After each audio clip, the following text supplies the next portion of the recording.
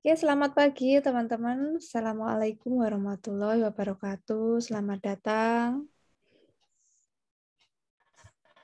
Selamat pagi, Miss. Ya, pagi. Selamat pagi, Miss. Waalaikumsalam. Waalaikumsalam warahmatullahi. Oke, selamat datang di kelas public speaking di minggu ketiga. Nah, ini kita ngapain ya di minggu ketiga? Di minggu ketiga ini saya akan menjelaskan materi lagi gitu. Untuk prakteknya masih sama. Kita untuk scanning dulu, akan latihan debat minggu depan, mengungkapkan pendapat yang berbeda, dan menjadi moderator. Nanti tetap ada yang mencoba menjadi moderator. Jadi nanti ada teorinya yang akan saya sampaikan di depan sebelum kita melakukan praktek tersebut. Nah, supaya kita semua tidak tegang, gimana sih caranya supaya berbicara itu rileks dan tidak cemas. Kemarin kan banyak yang tanya, Bu, saya masih deg-degan. Bu, sudah dikonsep tapi masih tidak berjalan sesuai planning. Nah, itu namanya speech phobia kalau sampai ketakutannya berlebihan. Nah, itu sebenarnya awal munculnya gimana sih? Itu wajar karena merupakan bagian dari proses ya, proses dari metabolisme kita sendiri.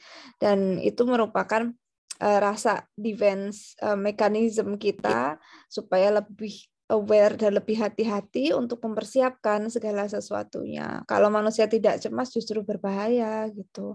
Nah, ini biasanya kenapa bisa cemas? Karena merupakan salah satu indikator metabolisme respons. Dan biasanya kita cemas karena sebuah kritikan atau dianggap tidak baik, dianggap hasilnya jelek, begitu. Nah, keberanian itu harus muncul dari alam bawah sadar kita, teman-teman, dari pikiran kita ya. Di public speaking ada 10 project kan yang di minggu public speaking atau PR ya, waktu itu PR sudah dijelaskan bagaimana untuk menemukan sebuah keberanian dalam diri, yaitu kekuatan pikiran. Jadi kekuatan pikiran yang perlu di-manage kembali.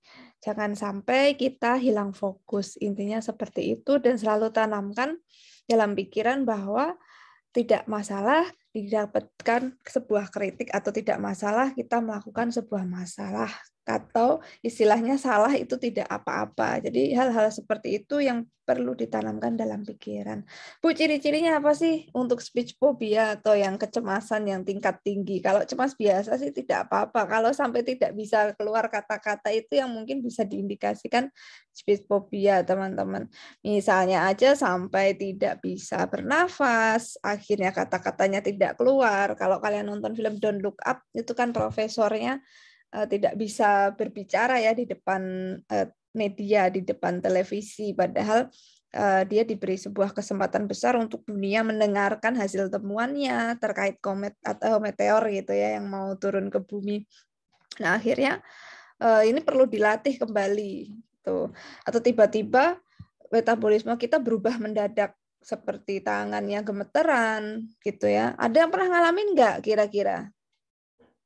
Ada yang pernah seperti ini? Keringetan, Bu. Keringetan, Tangannya dingin gitu. dingin, tiba-tiba Ya, suhu dingin, jadi sama dingin. berkeringat. Dingin, Ya. Bu. Dingin ya, yang sering muncul ya. Ya itu mungkin bisa indikasi ke ketakutan yang berlebihan. Jadi jangan diikuti. Jadi ketika mulai cemas, jangan dia dibiarkan untuk menjadi lebih hebat lagi. Bisa jadi nanti mual gitu. Kalau di film itu sampai mual dan harus minum obat. Sampai harus minum obat penenang. Tapi juga itu tidak baik karena akan menyebabkan addiction ya, ketergantungan. Yang paling baik adalah kita melawan dengan pikiran kita. Oh, keringetan nih, nggak apa-apa gitu ya. Selalu tenangkan dalam diri. Takutnya nanti pingsan ya di tengah atau di depan banyak orang, malah lebih malu, nanti malah jadi trauma kan. Nah, penyebabnya tuh rata-rata karena stres atau sebuah tekanan yang menuntut kita harus bertampil atau harus menyajikan yang the best version of all others, bukan kita. Jadi artinya kita mendapat sebuah tekanan di mana itu datangnya dari luar, bukan dari kita sendiri. Kita punya standar minimal bisa menyampaikan ini dengan bahasa runut, dengan bahasa yang urut, supaya teman-teman paham. Oh, yang penting nanti saya sudah mengeluarkan pendapat saya terkait bidang ini. Mau nanti di debat saya dikatain salah, itu hak mereka, tidak masalah gitu. Jadi selalu pikirkan hal-hal yang ringan, rileks, dan anggap itu hal biasa, jangan berlebihan, don't be overthinking. Jadi itu yang akan mereduce our stressful yang udah berlebihan mempersiapkan materi begitu. Nah, rasa cemas akan ekspektasi itu wajar, manusia punya harapan ya. Yang tidak wajar harapannya itu tidak sesuai dengan apa yang kita miliki sesuai kemampuan. Kalau memang kemampuannya hanya menjabarkan contoh sederhana, tidak masalah. Nanti kalau diminta lebih dari ini gitu ya, ya sudah biarkan gitu. Mampu kita hanya segini gitu. Kita punya sendiri levelnya ketika manusia itu ada di tahap seperti itu, yaitu yang dia bisa. Nanti pada akhirnya kalau mau ke sana akan ada waktu dan kesempatannya sendiri. Jadi biarkanlah mereka itu yang justru memahami kita berproses gitu ya. Nah, ini gimana ya Bu supaya tidak muncul gejala yang beruntun dan lebih dari itu, udah berkeringat, deg-degan, akhirnya ke belakang terus itu ya, ke kamar mandi terus, dan nggak bisa ngomong kan, jadi repot. Nah, cara mengatasinya sebelum kita hari H gitu ya, sebelum kita ada debat, ada lomba, ada seminar misalnya, atau kita jadi moderator, jadi MC, pastikan persiapan itu matang. Jangan lupa latihan berkali-kali sampai kita ngerasa kita sudah berasa seperti melakukan yang asli. Dan kita punya simulasi di kepala bahwa yang asli itu seperti ini. Jadi sudah ditanamkan ketakutannya di depan supaya kita sudah menghadapi itu dalam khayalan kita. Jadi punya pandangan lebih dulu tentang rasa takut begitu. Nah tadi atau kelas kemarin ya, kelas yang nanti siang itu kalau tidak salah ada yang jadi MC di Hima atau di BEM.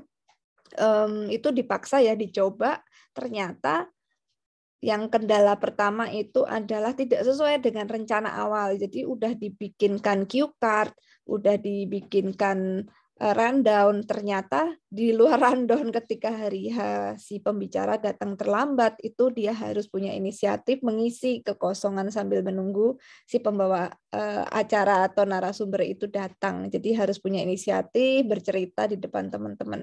Masih enak ya kalau mahasiswa audiensnya, jadi udah bisa kita pikirkan gimana bercerita yang memang dunia mereka, namanya juga menunggu untuk PKKMB misalnya maba, ya udah kita cerita tentang gimana sih keseharian mahasiswa, terus kita bisa promosikan UKM, kita bisa bercerita tentang mengikuti kelas pertama, menghadapi dosen begitu, bisa bercanda yang terkait dengan dunia-dunia mahasiswa karena audiensnya sudah kita kenal karena kita alami ya. Nah, mungkin yang sedikit intuisi dan inisiatif kalau audiensnya agak berbeda umur dengan kita, itu perlu dipersiapkan ternyata untuk ice breaking, mengisi waktu before narasumbernya datang. Semisal narasumbernya agak terlambat, begitu tidak sesuai rundown. Nah, latihan itu penting. Bu, latihan yang gimana sih yang seharusnya yang ideal? Kalau kemarin itu masing-masing punya idealismenya. Kalau yang mahasiswa yang pernah MC itu PKKMB, karena berdua MC-nya, jadi dilatihnya ya barengan sama temennya gitu, saling mengkoreksi. Nah, kalau sendirian, nah kita bisa mencari mentor atau teman yang memang sudah terbiasa menjadi MC untuk mengajari celahnya. Ini gimana ya Mbak? Kalau dulu saya diajarin sama Mbak Isti ya, yang admin itu. Ini jeng ditulis, dikonsep, dibaca aja nggak apa-apa, tapi habis itu jangan dibaca semua sambil lihat ke depan ke audiens. Jadi nanti kita akan diajarin dengan yang memang sudah terbiasa. Itu sangat akan membantu. Jadi usahakan bertanya dengan yang memang sudah pernah begitu ya. Nah, lalu ada kafein. Ada yang di sini suka minum kopi untuk mengatasi stresnya? Banyak Ada, ya. Bu. Ada, atau justru aku harus ngopi Bu tiap pagi kalau mau aktivitas dimulai. Nah, kalau berlebihan di sini yang dimaksud ya. Jadi kalau sampai berlebihan itu nanti kurang fresh gitu di wajah karena nanti terlihatnya berbeda ya auranya. Tapi ada yang menurut mereka tuh booster. Jadi ini kembali ke masing-masing. Takutnya tidak bisa tidur gitu saja sih kalau berlebihan karena mungkin tekanan terus pengen menenangkan diri akhirnya memperbanyak minum kopi. Nanti malah jadi tidak bisa tidur, justru kurang istirahat. Jadi yang ditakutkan seperti itu. Nah, sehingga jangan fokus ke ketakutan ya. Intinya pikiran kita harus terus digaungkan atau diberikan sebuah doktrin, jangan fokus ke kesalahan, salah tidak masalah gitu, tidak apa-apa, saya baru belajar, tapi bukan berarti kita pasrah banget untuk akhirnya harus salah, tapi sebenarnya ada yang berpikir seperti ini, untuk orang-orang yang punya orientasi sukses, kegagalan itu bukan sebuah opsi, jadi makanya ada yang latihannya itu mati-matian supaya meminimalisir kesalahan seperti itu. Saya mau ini minimal baik, lancar, tidak ada yang typo dan buat saya merasa traumatik atau akan kesalahan fatal. Akhirnya dia berusaha untuk terbaik untuk versi dia, ya begitu. Terus jangan pernah underestimate ya teman-teman. Kita itu unik sekali lagi dengan gaya kita masing-masing. Kalau kita menuntut diri kita lebih expert itu kalau kemampuan saat ini belum seperti itu ya otomatis butuh waktu. Ibarat ya kita pingin bisa ada di sabuk hitam padahal kemampuan kita di sabuk kuning atau belum ada sabuknya. Itu butuh proses dan waktu. Untuk bisa merekam semua teori yang disampaikan tubuh itu butuh proses. Prosesnya adalah menghadapi rasa takutnya itu tadi supaya pemahamannya masuk ke dalam diri. Lalu berlatih pernafasan. Ini sangat penting. Duduk saja, diam, kita ambil nafas dan hembuskan. Nah, ini yang mungkin jarang sekali dilakukan karena biasanya hanya menanamkan pikiran-pikiran jangan takut, jangan takut. Tapi gimana biar tidak takut? Itu artinya kita harus rileks. Pikiran kita benar-benar sangat-sangat rileks. Dan supaya bisa bicaranya enak, itu tipsnya cuma satu, teman-teman seperti saya misalnya ya, bicaranya itu seperti saya ini ngomong dengan diri saya sendiri. Jadi saya merasa saya harus menjelaskan kepada diri saya bahwa yang saya bicarakan ini makna dan semua yang disampaikan itu jelas, clear, dan saya sendiri paham. Nah, kalau sampai indikasinya ketika kita ngomong, kita sendiri bingung apa yang kita bicarakan, itu pasti sudah ada ketidaksinkronan dengan pikiran, hati, ketenangannya perlu ditata kembali. Jadi pelan-pelan dulu gitu ya. Resapi apa yang kita bicarakan, lalu kita utarakan. Lalu bersikap juga yang natural, santai saja, lalu berjalan-jalan juga di kiri kanan. Kalau semisal nanti nunggu gitu ya, sifatnya seminar atau Anda jadi pembicara gitu, itu harus agak sedikit jalan-jalan gitu, rileks. Jadi jangan duduk terus, tegang. Justru ketika bersantai menjelang untuk hari H atau berbicara, itu menentukan nanti gimana aksi kita ketika ada di atas podium atau panggung untuk menjadi narasumber. Juga rajin olahraga ya, walaupun misalnya cuman jogging, cuman jalan, cuman badminton, renang, itu akan membantu pernafasan.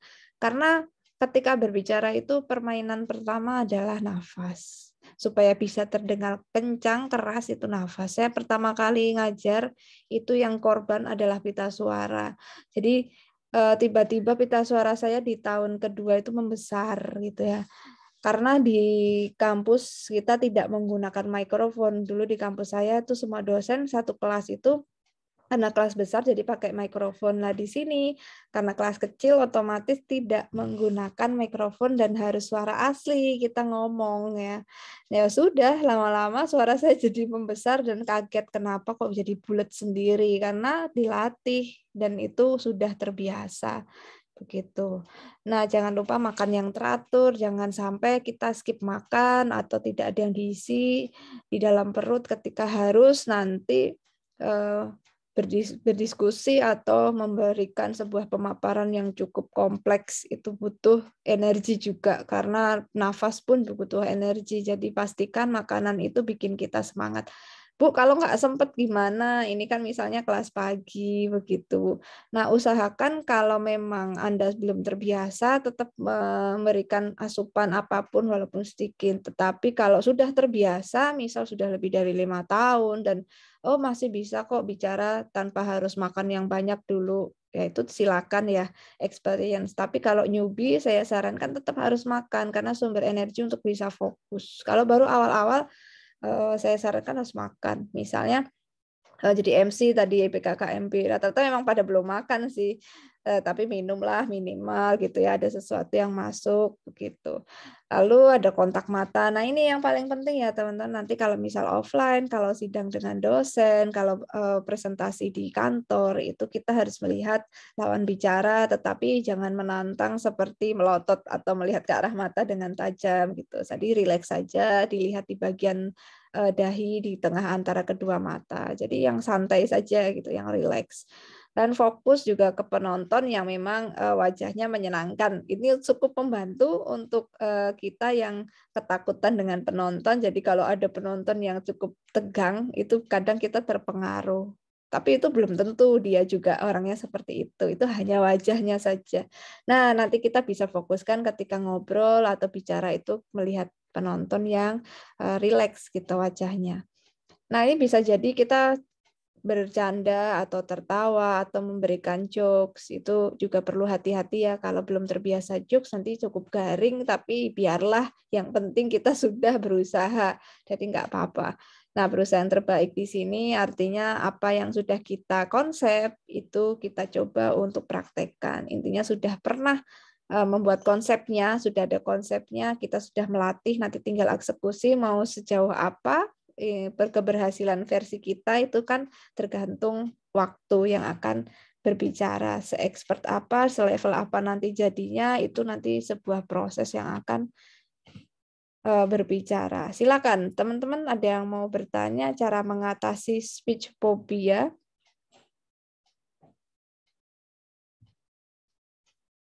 Kalau tidak ada, saya lanjut ya. Mungkin ini hanya intermezzo aja, teman-teman. Belajar untuk menenangkan diri atau meditasi. Bentuknya tidak harus gini ya. Kalau misal di kantor harus duduk kayak gini, nggak harus sih.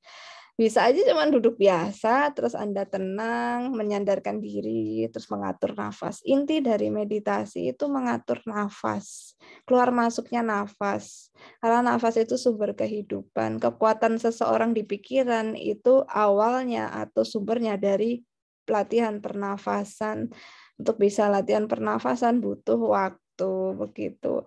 Nah, untuk bisa memasukkan sebuah doktrin di pikiran bahwa kita itu tidak apa-apa salah, itu juga karena nafas kita yang kita atur. Jadi ketika kita panik, itu nafas sudah berantakan, koordinasi tubuh juga berantakan.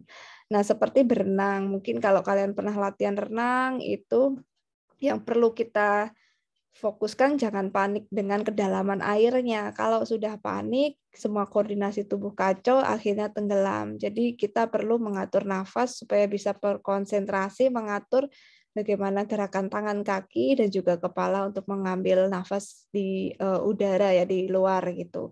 Nah, itulah pentingnya mengatur nafas. Karena memang dari beberapa scientific proof jurnal seperti Harvard Medical School gitu ya, yang bercerita tentang depresi dan rasa takut. Memang sih pikiran kita itu nggak bisa ya membedakan antara pikiran menyelesaikan masalah dan kecemasan itu datang bertubi-tubi sehingga akhirnya mengganggu kita gitu. Ya memang inginnya sih cepat selesai, pengen cepat bicara, tapi kenapa tiba-tiba gempa tremor, Bu, badannya deg-degan sendiri gitu ya, muncul sendiri. Itu dua hal yang berbeda bertentangan, makanya butuh ketenangan untuk dua hal ini tidak bermunculan gila-gilaan gitu.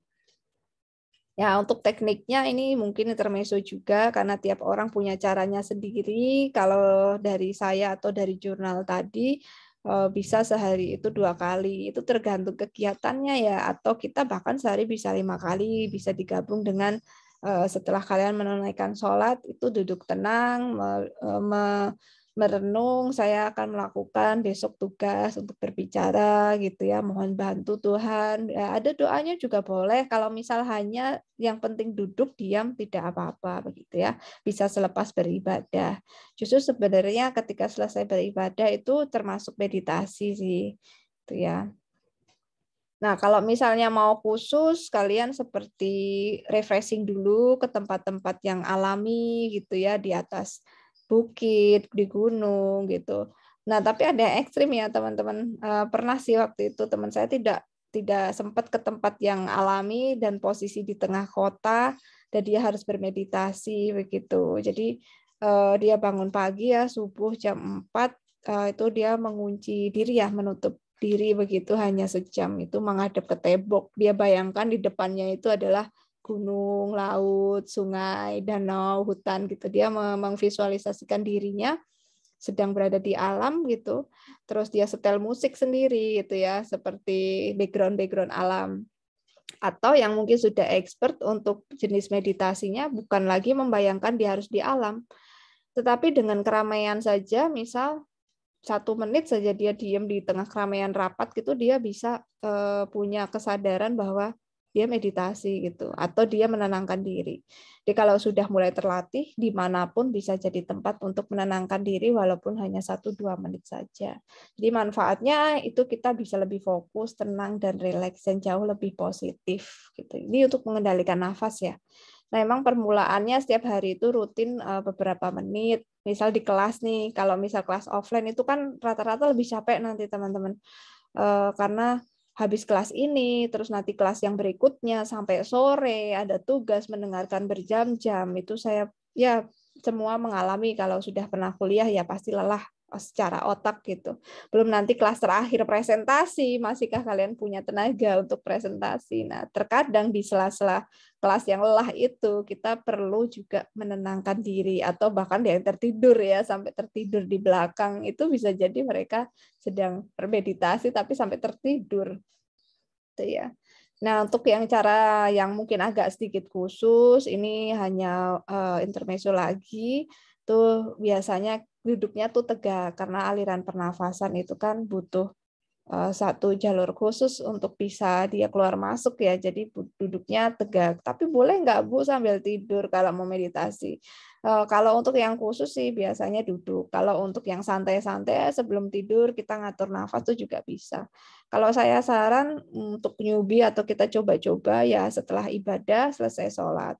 Atau kalau misalnya nggak mau yang selesai sholat tuh bangun tidur sekitar jam 6 sebelum kita aktivitas, sebelum mandi itu duduk diem.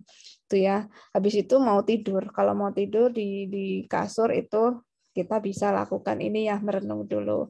Intinya memejamkan mata. Kalau nggak memejamkan mata gimana Bu? Sebenarnya bisa, tetapi kan fokusnya nanti agak lebih sulit karena melihat sesuatu kita berpikir tentang sesuatu.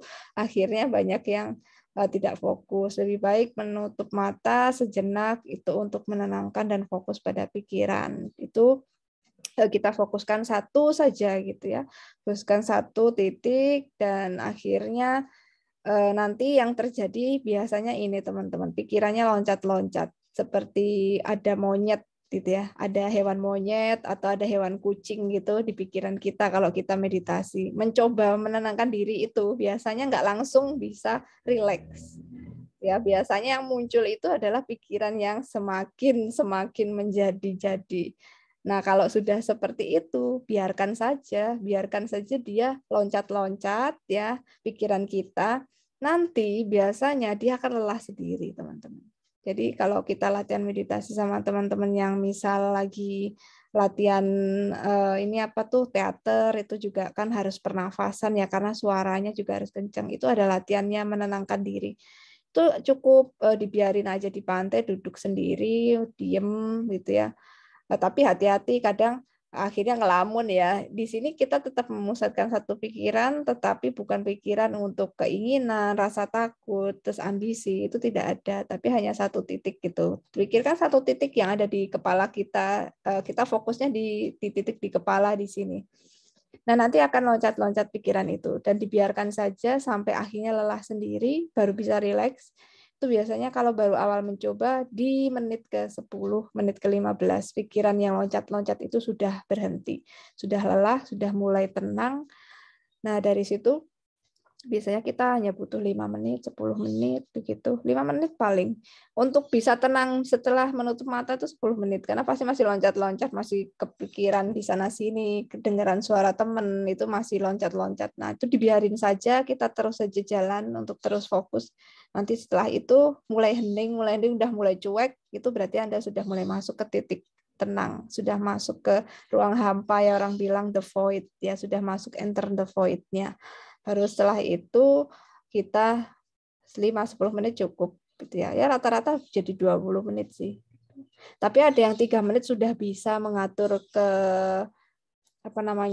loncat-loncat di pikiran 3 menit, 5 menit ya. Itu nanti sekitar 5 menit lagi udah cukup. Jadi nggak perlu lama. Jadi meditasi itu bukan berapa lama yang efektif, tetapi bagaimana kita akhirnya bisa menenangkan pikiran yang berantakan tadi. Itu ya, cukup 10 menit ada itu ya. Bu, ada yang nggak 1 jam? Ada. Kalau weekend silakan ya mau 1 jam itu. Nah, setelah itu baru buka mata, kita atur lagi pernafasannya begitu. Nah, di sini kenapa lebih ada manfaatnya? Karena akhirnya kita bisa menerima apapun yang terjadi nanti. Jadi benefitnya kita menenangkan diri, mengatur nafas itu bisa jadi manusia yang berserah akan hasil. Karena kan sekali lagi hasil bukan ranah kita, hasil itu ranah yang Maha Kuasa. Ranah kita berproses untuk melakukan tugas dan kewajiban.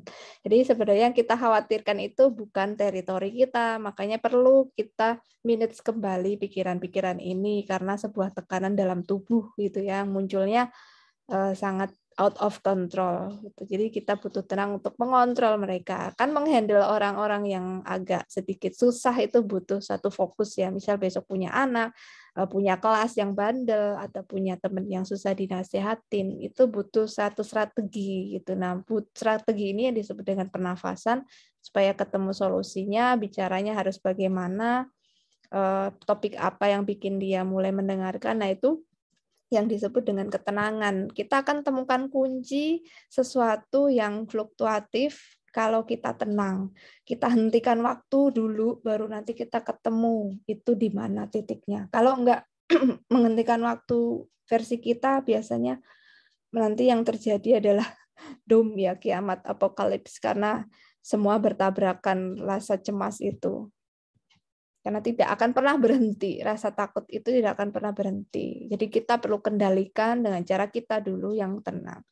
Nah, ini supaya berhasil meditasinya gimana, Bu? Karena berapa kali ini sudah menjadi hal-hal kunci buat teman-teman yang akan public speaking untuk ranah yang agak besar gitu ya, untuk besar di kelas gitu. Misal di kelas, mencoba di kelas di depan anak SMK, nanti kan kalian harus kalau S1 ya, kalau S1 magang. Nanti kalau kalian mungkin dengan teman kantor atau ketika magang nanti ya, ketika magang office administrasi, internship, sama PR internship, nanti pun juga harus presentasi, harus menjelaskan, gitu, berbicara kepada pimpinan atau teman kantor, otomatis gimana bicara yang itu komunikatif kalimatnya efektif. Nah, itu butuh pelatihan.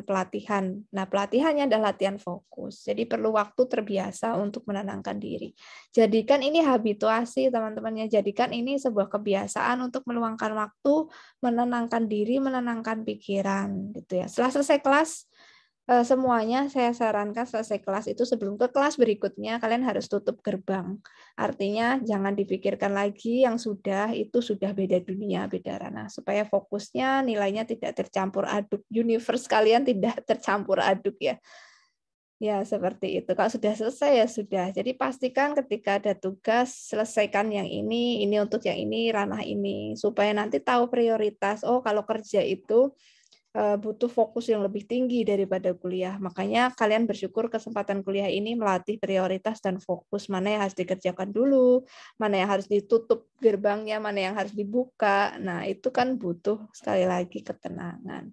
Ingat bahwa ini wajar ya, tapi yang tidak wajar itu yang muncul berbagai tanda-tanda itu lebih dari satu gitu. Misal cemas, terus muntah, tidak mau makan, habis itu pingsan, itu jauh tidak wajar, teman-teman. Jadi itu jatuhnya seperti sakit ya, dan ini tidak boleh dibiarkan. Jadi kalau sudah muncul satu gejala, coba ditekan gitu ya. Tapi jangan berarti ini jelek gitu, tidak. Ya itu wajar karena artinya kita harus mempersiapkan diri. Ini adalah bentuk sebuah respon tubuh dari Yang Maha Kuasa. Dan kita harus sikapi dengan bijaksana dengan cara tadi, kita kontrol dengan baik. Karena menurut Dr. Jin sendiri, dia kan pendiri Clay Center ya untuk anak muda supaya punya pikiran yang sehat gitu ya di Rumah Sakit Massachusetts, bahwa kecemasan itu harus diubah menjadi sebuah energi yang positif gitu. Nah, 4 energi positif ini artinya yang pertama kita rubah bahwa ini sebuah emosi dalam tubuh bahwa kita menginginkan menjadi yang versi lebih baik dan fokus dengan apa yang kita kerjakan. Kok aku cemas? Artinya kita takut kita salah. Ya sudah, biar tidak salah, minimalisir kesalahan, latihan. Jadi gitu cara untuk berpikir merubah ke energi positif. Dan kedua, jadikan ini sebuah tantangan. Aduh, aku belum pernah ini bicara di depan umum. Aduh, ini kok kayaknya aku nggak pas karena bukan statusnya, bukan keilmuannya. Nah, ini jadikan sebuah challenging begitu. Lalu yang ketiga, pelampiasan positif ya. Kan daripada kita nanti bungee jumping atau olahraga ekstrim yang butuh resiko untuk nyawa dan biaya dan tenaga, rasa takut ini biasanya merupakan yang paling dicari ya untuk orang-orang olahraga ekstrim. Nah, kita anggap inilah olahraga ekstrim kita, tetapi dari sisi yang jauh lebih benefit karena kita akan punya skill berbicara dan informasi bermanfaat akan kita berikan ke orang-orang sekitar kita. Itulah pelampiasan positif gitu. Ini seperti kita fun tapi ada rasa takut gitu loh. Biasanya kan ada orang yang pingin punya rasa fun, tapi ada rasa takut-takut ngerinya gitu ya, kayak naik biang lala atau naik permainan yang kalau di Taman Ria tuh, itu kan ngeri tapi takut ya.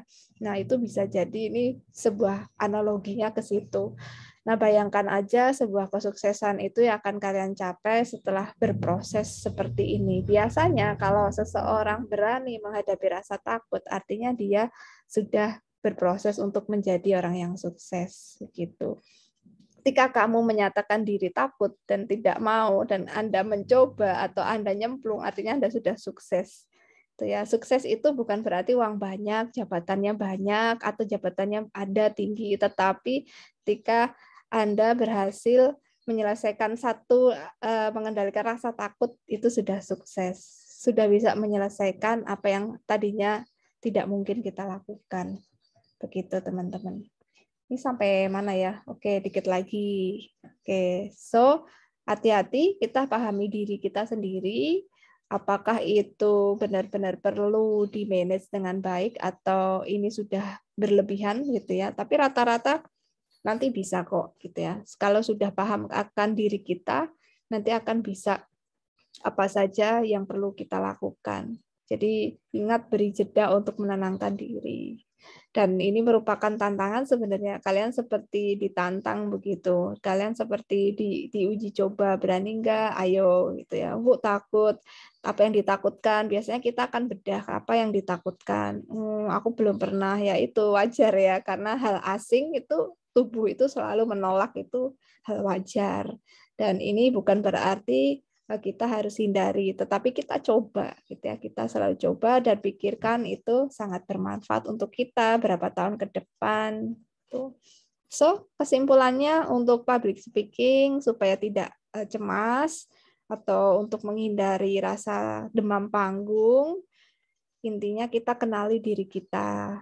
Mampu tidak membawakan materi yang seperti ini. Kalau materi seperti ini, bagaimana caranya, cara bicaranya seperti apa, tekniknya, teorinya bagaimana, contohnya seperti apa, itu kita resapi ke dalam tubuh. Artinya, apa yang kita dapatkan, kita aplikasikan ke dalam diri kita. Jadi kita perlu mengenali diri kita sendiri. Nah, ini kalau sudah seperti itu, biasanya nanti akan muncul sebuah rasa tenang yang pertama. Baru nanti rasa tenang kedua itu ditambah dengan cara meditasi atau pernafasan. Duduk diam, tidak memikirkan hasil. Nah, seperti itu. Dan artinya supaya bisa berhasil mengemukakan ide tanpa rasa takut, itu adalah kita bisa menjadi diri kita sendiri dengan mengeluarkan gagasan-gagasan yang ada. Gitu ya.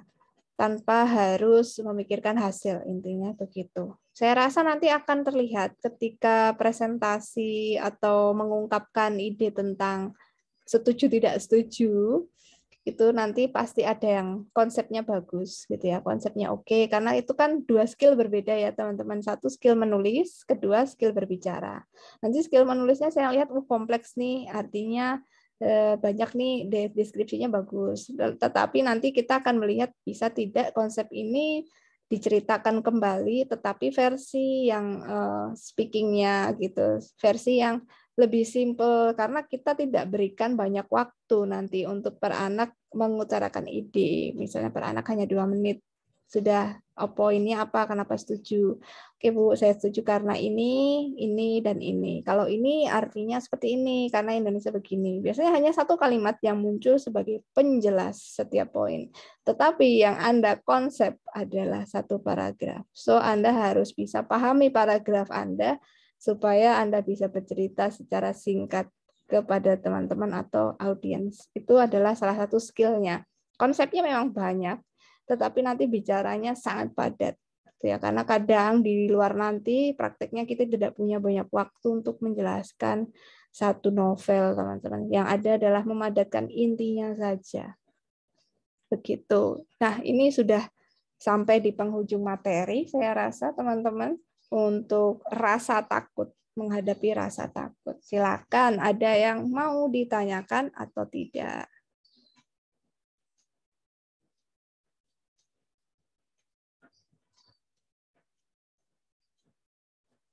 Apakah Esti, Restu, ada pertanyaan? Sudah siap kira-kira kalau jadi MC atau moderator?